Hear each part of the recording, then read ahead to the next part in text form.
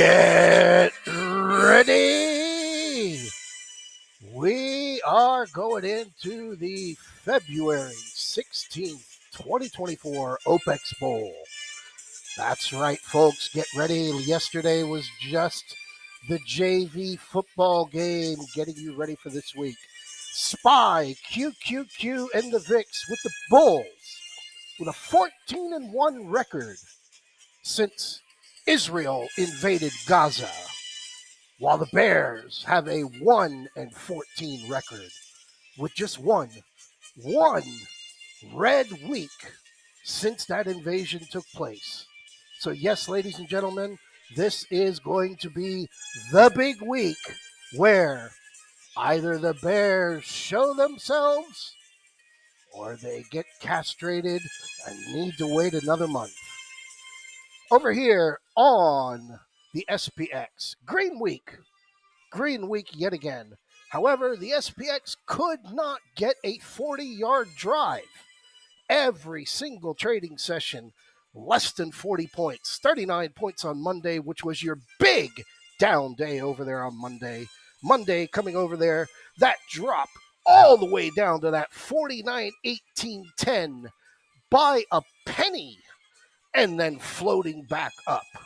Going absolutely nowhere Tuesday, and then deciding on Wednesday out of nowhere with nothing on there, we're going to go gap up above that resistance area and make a 15-minute move, which is exactly what they did, and then trend sideways for the rest of the day Wednesday, all of Thursday, until they turned around Friday and said, you know what, guys, don't forget, we don't close red on Fridays. And they said there, you know what, 5,000, let's go give it to them. And DMX damn sure gave it to them. Took it all the way up there above that 5,006, above that 5,021, and ended the day up there at 5,026 with 50.30 as the all-time highs. As of now, the S&P is going to be trying to get 5,100, while the Bears are looking for prior highs to get broken before they can even begin thinking about prior lows, with the low last week being 49.18. Move over there to the wider view, and as you can see there, it has been a view. You've got your full moon, new moon being there on Friday. New moon happening there on Friday. You've had your 20% run off of the lows from October 2022 into February, 9% drop.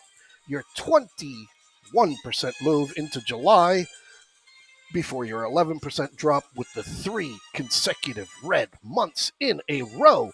Bears looked as if they were going to win both the Super Bowl, the NHL World Cup, the World Series. They were going to win it all. And then Israel went into Gaza, and you just went euphoric. There is no going down. Going down is never going to happen again. The S&P now 22.5% above the October 27th lows, up 44% off the October 2022 lows. And we bring it all into the machine that's been driving this, the QQQ. QQQ, again, same thing. Over there on Monday, quick drop down to that 425 and bounced right back. Came right back to it over there on Tuesday and then said, you know what, guys, we're showing a little bit too much weakness. Let's surprise these guys. Let's get the flea flicker going out there, and came out there on Wednesday with the gap up, and then that algo at the opening into 10:30 in the morning and brought you up above that 431.61, hanging there all day Wednesday and Thursday. And then they took it on Friday night and said, NVIDIA, a scam? What? Are you crazy? Let's go drive this puppy. And we took it all the way up above 431, above 433, above 433.61, above 434.47. And we've not yet finished. QQQ is going to be trying to get up to that 450 area. And as you can see here, 437.85, 425. You've got nearly a 13-point week over there on the QQQ. Highs and lows. Up 8 points from the open, 4, almost 5 the week before. after having gone up only 40 cents that final week of January. But there again, you had your red week. You had your red week at the beginning of the year, and now it's time to shut up and eat your oatmeal because there's never, ever, ever going to be a red week ever again. But then again, can they surpass what's coming? QQQ, range is very important for the week. Highs and lows are very important for the week. And as of now, in the big, broad, wide spectrum of a picture, the Bulls pretty much have it on cruise control unless they get a breakdown below 415. Moving on over to your VIX. Your VIX has just been an anti-Taylor Swift protester and just getting bashed ever since Israel went into Gaza. Boom! Nothing but under 1542. Every time you tried to get a move up there off of that 1189, one visit over there in December where we eliminated the Santa Claus rally and did not have one, then we're up here in the 13s. Oh, we're getting in the 14s. Oh, no, it's time to get sacked and get dropped back to that 1255. So the VIX, a lot of complacency out there. A lot of fans think that they can go into this week and just have it on cruise control, buy calls. That's the only way to play the game, while everyone, if you paid attention, has seen that we are putting up numbers, big numbers, 2, 3, 4, 5, 2,000% catching puts when the puts are there to be caught. Come over here onto the IWM, which was the cheerleader. Not only the cheerleader, the big, fat, ugly cheerleader that used to hold the pretty cheerleader up when she did the big jump. IWM's back in the game here now. IWM having made that trip down to that 187. Murder was not the case that was given to it. Held above that 187, and now, just now, if you can believe it or not, it's completely up to you. You can believe it, you cannot believe it. Since January 2, the IWM has just gone green on the year. Bigger, broader, wider picture, as you can see over here, going into 2021. After that big run off the September 2020 drop that everybody had, IWM, euphoric, and then just held steady. Held steady for the better part of 10 months. Made that final little push right up there in November when the NASDAQ had put its all-time highs in, and then just cratered and has been on the sidelines doing nothing but cheering for everybody because they don't have the plethora of companies on their index that are going to be filing for bankruptcy over the course of the next 12, 18, and 24 months.